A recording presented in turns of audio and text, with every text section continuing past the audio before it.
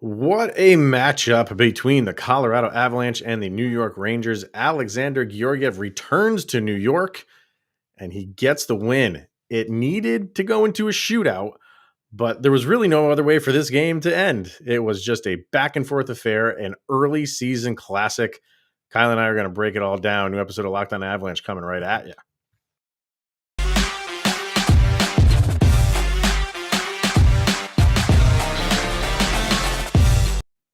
What's going on, everybody? Welcome to Locked On Avalanche. We are part of the Locked On Podcast Network, your team every day. I am your host, Chris Maselli. With me, as always, Mr. Shaggy Von Doom, Kyle Sullivan.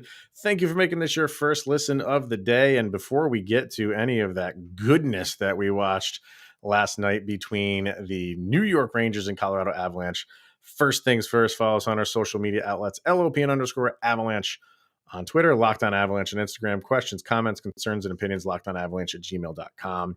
And follow us on our YouTube channel over on YouTube. Hit subscribe, get notified when a new show goes live. This is why we watch hockey, Shaggy, because this was just a back and forth game. This is one of those games you could turn it on for anybody. People that are just getting into hockey, people that have never watched hockey in their life, or your day in and day out hockey fans, and they will just gloat about this game because it was back and forth, and this was two powerhouses really going at it. And goalie saves galore. You saw some great offense. You saw some great defense. It had everything. It had everything. It's such a good game early on in the year. So many little storylines. You had Georgiev coming back home, quote unquote, coming back home to the Garden. I mean, history within itself. Two upper echelon teams in the NHL right now, superstars galore. I mean, this is one of those that you want to sell the league. This is the commercial. Like, this was a classic game. This was everything we talked about with the Florida game last year, just hyped up just a little bit more. So it was a fantastic game with some really good performances and some Yeah, and I think a lot of that, is kind of just because you're up against a good team, and sometimes they're going to make you look bad, just like so many times the Avalanche do to other players or other teams. Every once in a while, they will force you into a bad play and just make you look bad. But just the overall, watching of this game, and the fact it was on ESPN. So it's a nationally televised game. Like, you love seeing that. You want those games to really like connect with people. And I think that's a game that's going to be talked about because superstars are on display. What they do, I think on ESPN Plus, they had I think they had the game in fill up most of the screen, but off to the side they had two cameras, one on Makar, one on Adam Fox, just fixed on them. If you're into that kind of stuff, I don't, that's not me. I have to watch the whole game. That's for people who are just like, where's the superstars? Like, I get it, but I can't watch a hockey game that way. There's too much going on, more than just those two guys on the ice. I get why they do it, but it's not for me. I don't know. Yeah, we had a couple listeners in the Locked On Avalanche Twitter space jump over there just to kind of get an idea on what it was, but I said I needed to see the full ice. I needed to see everybody and what they're doing. I can't just be isolated. Right.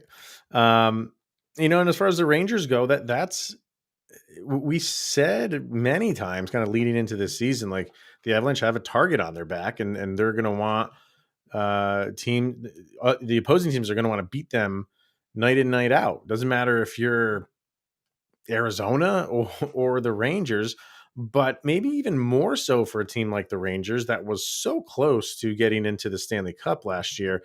And not saying like this is like their barometer, but early in the year when you have this kind of matchup, the Stanley Cup champion against an East Coast team, and an East Coast team that's supposed to kind of possibly go very far, they really want to take it to you. So if this is a matchup in the Stanley Cup, they can look back and say, we beat you. We got you then. I know it would mean nothing because it's an October game and, the Stanley Cup is so many months away. But maybe not even that. Maybe not even for if it's a matchup in the Stanley Cup. Maybe if it's just from this moment going forward for a team like the Rangers to beat them. That just galvanizes your team. But the same can be said for the Avalanche right now, because it's been a little bit rocky to start the season for different reasons. But this is a great to go into New York, which is, you know, the epicenter of the world for so many people and for sports, and to play a really good game against a really good team and a back and forth game. I think for the Avalanche, it could be maybe a jumping off point for them. And you have to also see that, again, this is early in the season, and this is how you play the poker game. You see how you match up against each other, but you don't want to show your hand completely. This is your first time really getting tested against the East, and you'd still have that trade deadline coming up in a couple months. So how you performed against the Avalanche and how the Avalanche performed against the Rangers, you could see what works, what doesn't, and they could be addressed. And you can also keep your eye on what the Rangers are doing and how they're winning and beating teams. Because, you know, if you did X, Y, Z and it worked, but this team's doing A, B, C and it's working, you can start formulating some game plans and putting some things together. This is a really good jumping off point for the Avalanche. Like you said, there's some rocky points with this team. And this is the kind of game that it becomes glaring. But if you can overcome them and find ways to win against teams of this caliber, this is a really, really good moment to really begin your season. Yeah.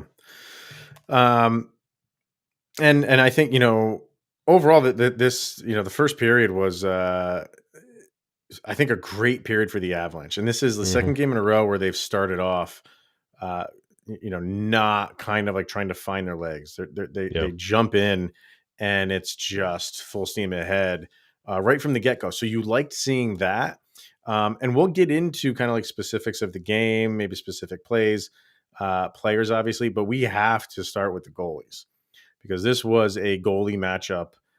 If you've ever seen one, and I don't know if this is like an arrival point for Alexander Georgiev, but it's as close as he's going to get because he's going up against his old team. And right there is enough motivating factor for him. But going up against the great Shesterkin, he more than held his own. When Georgiev took that save and laid down flat on the ice and had the puck underneath him, I was telling everybody in the Twitter spaces, it's right here. This is the beginning when we construct this narrative on everything Georgiev has brought to it starts at this moment right here, because you had that feeling in that moment. We talk all the time about Avalanche goalies not needing to go in there and steal games and win games. This night was the night. Yeah. I mean, he needed to be on. I mean, what was shots on goal for the Avs? 44. Shots on goal for the Rangers? 46. And it was a 3-2 game. Technically, both boys only gave up 2. Yeah. Because it went into a shootout.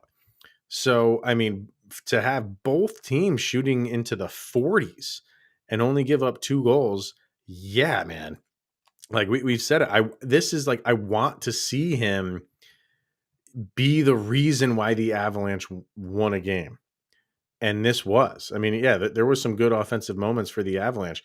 But my God, between both these guys, Shesterkin had some incredible saves. The one on Mikko Rantanen just sticks out immediately. Yeah. Rantanen didn't get all of that on the backhand, but he got enough of it where it could have went in. But still, you just saw fantastic goaltending from both of these guys. And yeah, especially from Georgiev, this is exactly what I wanted to see. You don't want to see it happen often where you need to rely on him, because we all kind of feel like they went out and got a guy that will be good enough because you have this great defense in front of you. But when you're playing a great team like the Rangers, who can get shots on goal and can score, he's going to need to come up big. You just can't always play every single game just relying on the defense. So this was a game, and he had the added bonus of playing against his former team. And for him, that only motivate. We're talking about as a team, galvanizing the team. Individually, this is huge for you. Saw when he made that final save in the shootout, his reaction was not just yay, we won the game. It's like I stuck it to my former team. Yeah. And that's going to go a long way for him. And you could see the team. That was one of those moments the team rallied around him in that moment, and they shared that emotion. Like you pulled this one out, and going into that shootout, the way both goalies were playing, you kind of lean back in your seat and you're like, this is going to go 18, 19, 20 rounds between the two. Nobody's going to let up a goal. We're going to be here all night. It was next level goalie play. And we're so used to having a flat tire, putting a donut on it and driving home. Like we have a goalie now where we could make a 600-mile drive and have no complaints. Like we are in really good shape with what he's shaping out to be behind the between the pipes. He's looking good. He is absolutely looking good right now. So yeah, you just you felt his enthusiasm at the end there. You just felt it. So you were behind him the whole way. All right. Let's hear from who do we got here first? I have a whole bunch of ads in front of me. Have what's that? I said, well. Yeah, I know. We're loaded over here. You know who we got? We got betonline.net. We're on our other recording device here, so I don't have the lower third for you to do your I Dream of Genie. I'm so sorry about that. Oh, and by the way, I thought my 1-0 prediction was going to hold up pretty good there after about a period and a half. It was looking pretty good, but at least you didn't say keep your eye on Manson. Yeah. All right. We'll get to those guys in a minute. But first, betonline.net. It is your number one source for betting for football and the start of a brand new basketball season. You can find all the latest player developments, team matchup news, podcasts, and in-depth analysis on every game. And as always, BetOnline remains your continued source for all of your sport wagering information with live betting and up-to-the-minute scores on every sport out there. It's the fastest and easiest way to check in on all of your favorite games and events, including the Major League Baseball World Series, MMA, boxing, and golf. Head to the website today or use your mobile device to learn more. That's betonline.net, where the game starts. All right, so we will kind of break into some kind of key moments of the game, player evaluations, and things like that. Like I said, the shots on goal, ridiculous, 44 and 46. Yeah. 44 for the Avs, 46 for the Rangers. Face-offs were 44% to 57% in favor of the Rangers. So the big thing for the Avalanche all year long has been the penalty kill, and it's been poor. They held the Rangers to 0 for 4. So yeah, and maybe this is another thing where it's a jumping off point for the Avalanche, including a power play in overtime that ended the overtime session. I think the Rangers, or it was Nathan McKinnon, which kind of was a soft call, if you ask me. They called a hooking on him. Kinda. I don't know where the hook was. It was more, if anything, a slash than a hook. Maybe they just used the wrong verbiage, but to call that at that stage in the game, I thought was a little bit rough. But that's a stretch for a 3.5 period makeup call. Man, well, I thought they did the makeup call at the beginning of the second, really at the end of the first. Oh yeah. Yeah. I can't remember who that was. Who'd they call that on? I think, did they call it on Hunt? Let me see. Where's the where the heck's the penalties here? Here we go. Yeah, they called it on Dryden Hunt for interference. And if you look at the time, you can go to NHL.com and go to the box score. The time when that penalty came was 20 minutes. That came with 0 time on the clock. Yeah. So, and nobody knew it. So you come back from the intermission, and there he is sitting in the penalty box, and you're like, okay, well, that's the makeup. And the makeup call we're talking about is obviously the Rangers got called for a high stick, and upon not even a review, I think they were just replaying the play, and you saw it wasn't his stick. I think it was Valnichuskin's stick that got up. I think it was Devin Taves on Cale Makar. Was it Taves' stick that got up? Okay, it was Taves' stick that got up into Makar's face. But there was another Ranger player, and I can't remember for the life of me who it was, that was right up with, if you say it was Taves, So it looked like, a stick was going up. It was when the play's happening that fast, the ref just called it.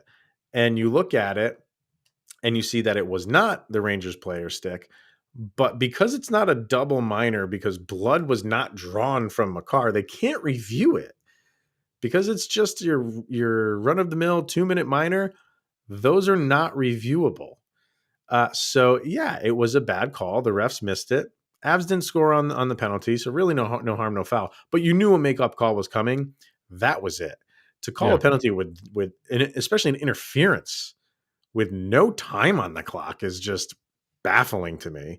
But going back to the high stick, should we introduce this? Should we introduce challenges even on 2-minute minor penalties? Or do you think we're just going to, you don't think so? Why not?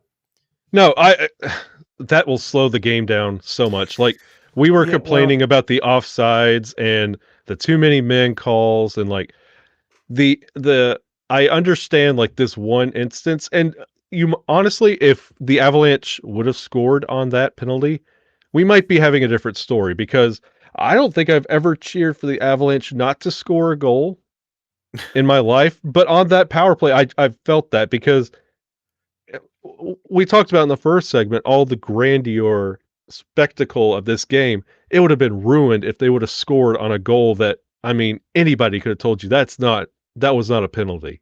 And you would have felt kind of bad about it. Like you would have had that level of ick about that goal. They didn't score, let the makeup call happen, but don't bog it down with a challenge, because they couldn't even challenge it. And it took like 5-10 minutes for them to get back to play. Like, I don't. It is they're reviewing it, knowing they can't change it.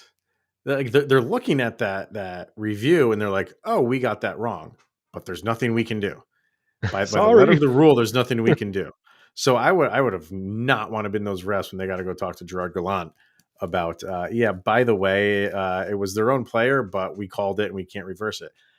I don't think it would bog it down, because you're not going to review every single penalty. If like you have a challenge, I think that should be a not even a review. I don't want to do reviews on everyone. I think there should be challenges. If why not be able to challenge a penalty, but then you are getting into a little bit of a slippery slope of what, you're really like gonna go frame by frame on penalties. That is a little bit of so maybe not. Maybe I'm going to talk myself out of that of challenges. But if you can review a double minor, why can't you just review a minor? If it's egregious like that, you don't have to go and review every single one. But if there's something there, have Toronto buzz into you and say, like, you might want to look. We're looking at that penalty, and we'll have to reverse it, because there's just the only difference in them being able to review that and not review it is because Cale Makar doesn't bleed blood. Yeah. That's the only reason. I like the idea that Toronto handles it and keeps an eye on all the penalties called and review it that way. Get it out of the coach's hands, because I feel like it's going to be abused real quick. Like your team is like really burnt out from an icing. Challenge a ghost call. So challenge something that's called, get you a little extra breather while they're reviewing. Game plan. Use it as an additional timeout. Throw off the momentum. I feel like it's going to be, I mean, you see it, things abused when it comes to challenges by the coaches. I don't want it in the coaches' hands. I don't trust the coaches with that kind of power. Toronto, possibly. Could be. I don't know. You just want them to get it right. Yeah. And I think I think when people hear like, oh, if we're going to review everything, that's not going to happen. You're not going to review every single thing. But, people know, like, if you can just interject and Toronto could look at that and say, we're going to have to reverse this. I don't think anybody would object to that. No. And the simple fact that, like I said, if Cale Makar showed some blood, then it would have been reversed. Yeah. I just don't think I don't think that makes any sense. But then, the penalty that they called in overtime against McKinnon was a little bit iffy to me, but they had to kill it. They had to kill the penalty. I think there was like 1 minute and 40 some seconds left. So how it ended in overtime, they had to kill another penalty. So I think overall, and with the Avalanche, they were 1 for 3 on their power plays. Individually, you had Val Nichushkin with another goal. Thumbs up for him across the board. He just continues to, but I think that was it for, just the one goal. You had Cogliano. I thought the depth lines played a very good game today. You had the shorthanded goal, especially the botched play by Igor Shesterkin, who does not do that stuff. Mark my words, Igor Shesterkin is going to score a couple goals in his career. He is great at handling the puck, and he's going to take some. If he has one already, I don't know if he. I don't think he does. No, I'm almost positive he doesn't. It'd be a big deal. I don't think he does. No, it doesn't happen a lot, obviously, but he will. He will score a few goals in his career because he wants to, and he's good at handling the puck. That was a gift the Avalanche got from him botching that play on the Rangers power play. And old Logan O'Connor comes up again with another shorthanded goal. So, that's the penalty kill. But I just thought the depth lines in general, I thought they had a much better game, a much more sound game. But then you had, Martin Kaut not even reach 5 minutes of ice time. So just let me throw this out here real quick. Cogliano looking it's great to see you stepping up. Logan O'Connor, thank you for coming back up and getting going. Between Logan O'Connor, Martin Kaut, JT Compher, you now have 3 points for those 3 players combined. Sammy G has 5. So there has to be some production stepping up. And got to start somewhere. By the way, we started that game with 2. Logan O'Connor brought that up to 3. So come on, LOC. We got to get Newhook and we got to get JT Compher going. It's about time. I thought Compher looked good. I mean, he was involved. How many? Yeah, he had 3 shots on goal, and I thought he kind of like made himself available, and he got himself into pretty good spots. I think it's just one of those things for him right now. Like we always run into this with JT Compher. He just can't find the back of the net for a little while. But once he does, it seems like he kind of just improves his play. Like, even in playoffs last year, we all were singing his praises because he just got it. So it just takes him a little while to get going. You don't want to see that, but that's just the reality with JT Compher. I thought Logan O'Connor, I think that was his best game. Yep. He was everywhere. He was hustling down pucks. And as a team, the Avs were doing a very good job of making it difficult for the Rangers to have clean zone exits. Yes. From the Rangers defensive end transitioning into offense. The Avalanche so many times were just standing them up at the blue line and keeping the puck in the zone. And you need to do that. You need to generate, some really quick offensive rushes, because you got to kind of catch that, especially Shesterkin, off guard. Yeah. Because he's so good. His vision is so good. His position is so good. Like when you're coming full 200 feet, like that goal that Nichushkin scored the other day against Vegas probably wouldn't have happened against Shesterkin. Yeah. He's just like, he can just track you, and he's very good at. So I was loving that they were just interrupting everything at the blue line, keeping the puck in the zone and getting back on offense right away to just keep him off balance. So yeah, I thought it was a really good game plan to do that. So yeah, and they also got to learn from like the 2 goals that did go in on Georgiev. They got to learn about overbiting and over pushing to that blue line, because both those Rangers goals in regulation were just tic-tac-toe, just hot potato. Who wants to take this goal? Because they were passing all around that defense because of an overbite and overcommitment. You had, let's see, Nathan McKinnon. People are going to be are jumping on him. And I think, this is because this is like, a superstar player. If he does something wrong, they're just going to say he's had a horrible game. I don't think he had a horrible game. He just had a really bad play. He got pushed off the puck by a very good defender. Let's not forget that. It was Adam Fox who just pushed him right off the puck, and a brilliant play, and he just turned defense into offense, and he finished it off, scoring the game-tying goal. I'm not going to get too much on Nathan MacKinnon for that. I know a lot of people want to. It was a very good defensive play, and MacKinnon got caught kind of a little bit flat-footed, which made he didn't have his weight distributed perfectly, and he was just flat-footed, and Fox pushed him at the right time, and he just went right down. Easy turnover, and away the Rangers go, and that was just nice passing by the Rangers. Like, there's nothing you can do there. You just have to give him credit for that. And yeah, and I remember even on the broadcast them saying after that goal that MacKinnon went right over to Georgiev and was like, "That's on me." So he knows that. He knows that. It's just a good play by the defense on the Rangers. Anytime Nathan MacKinnon makes a mistake, it's the last one. To quote Spider-Man from Family Guy, everybody gets just one. That was the one time you're going to see that mistake made. It's now in the hockey robot's mind. It's not going to happen again. Yeah.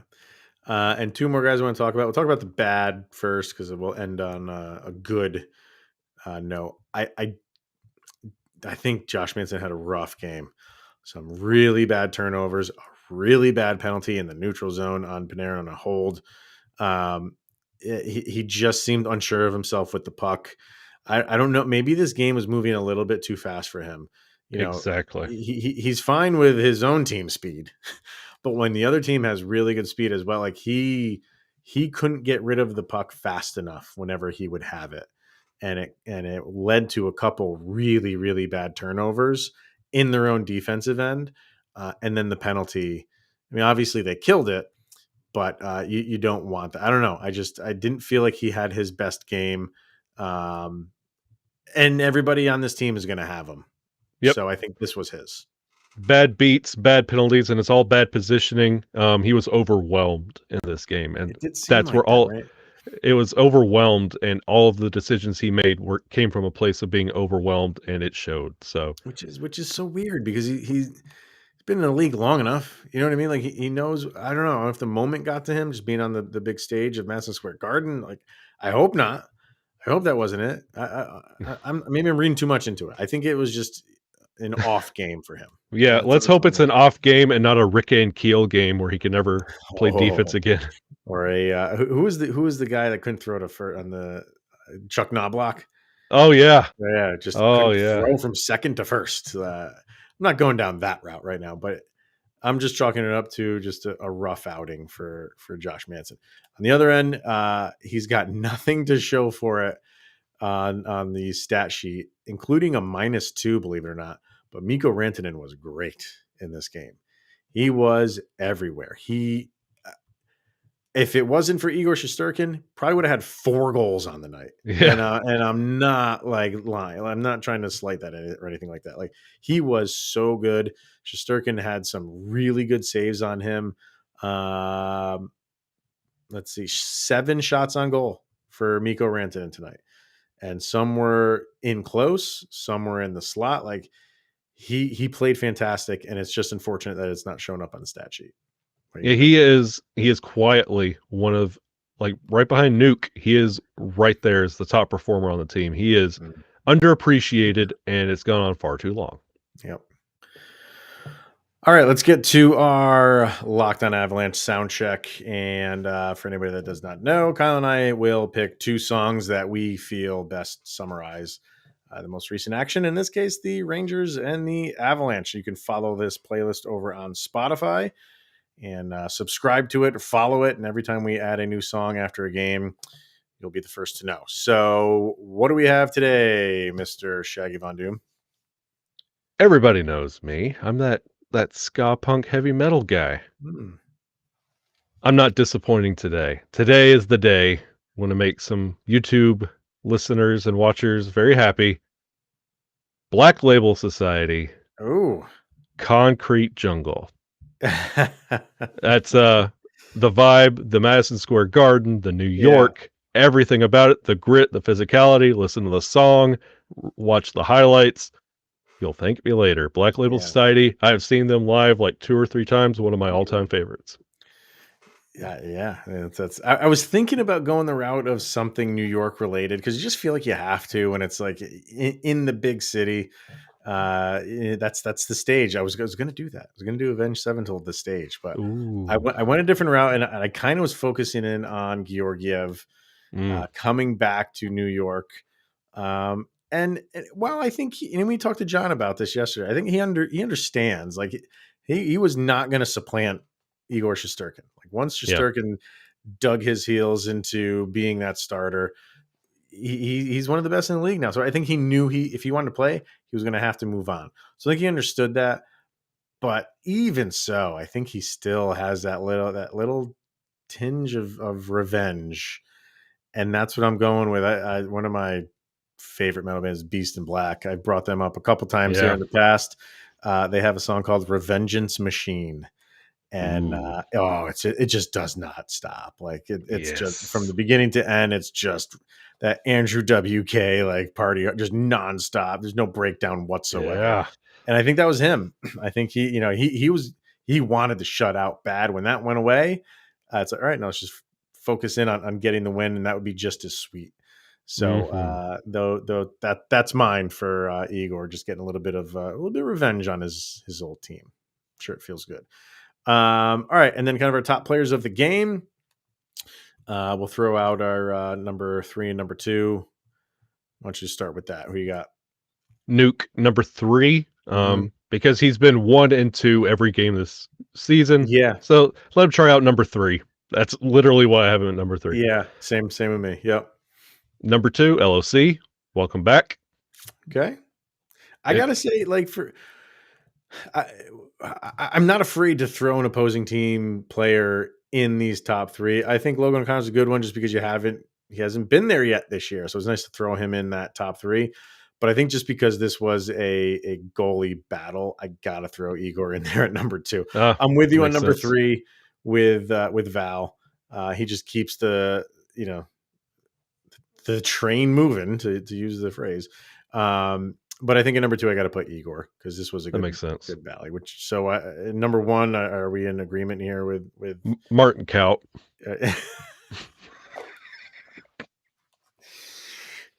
Yes, we were in agreement. Basically, no. Yeah. Yeah, you got to go Georgiev here. Georgiev, because it's too sweet. I mean, you mentioned Kaut. 4 minutes and 49 seconds of ice time. Is that just indicative of the game and you just need your top guys out there, or are they losing? Stick a fork in him. He's done. Like, but why though? Why? I mean, Jared Bednar is saying things like, I thought he did well. He passed the test. Okay. And you had him as, a second line winger and on the first game that he got called up, and he's systematically moved down to less than 5 minutes on ice time. So you can't say like, well, it's because it's a close game and you got to put your top line out there during like crunch time. That's every hockey game. You know what I mean? That you're not going to get these blowout games in this sport. It just doesn't happen. So if you're losing faith in him to put him out there just for 20 seconds or 30 seconds, just to give the top guys line a reprieve, I don't know. Like, why keep him up then? Because I thought Maltsev, when he was out there, he was noticeable a couple times early. He had just short of 6 minutes. So that bottom line, and Hunt had 6:43. I mean, I get playing your top guys at the end a lot more, but it should be a little bit more even early in the game, and just wasn't. So I don't know. I think it's still an issue. Bednar openly says we're giving him the chance. Starts him out on the second. He goes back to the third, and now he's getting. This is the point right here. He's getting less than McDermott. So if you're giving the guy a open public chance to make the team, and you don't believe in him enough to give him more minutes than McDermott, to where in the Twitter spaces people are saying, I can't wait till Darren Helm comes back. If a Martin Kaut is not making people forget about Darren Helm being injured, you're not doing your job. And it's not a good sign. So I'm done justifying Martin Kaut a spot on the roster when he's had the chance and he's worked his way to part-time.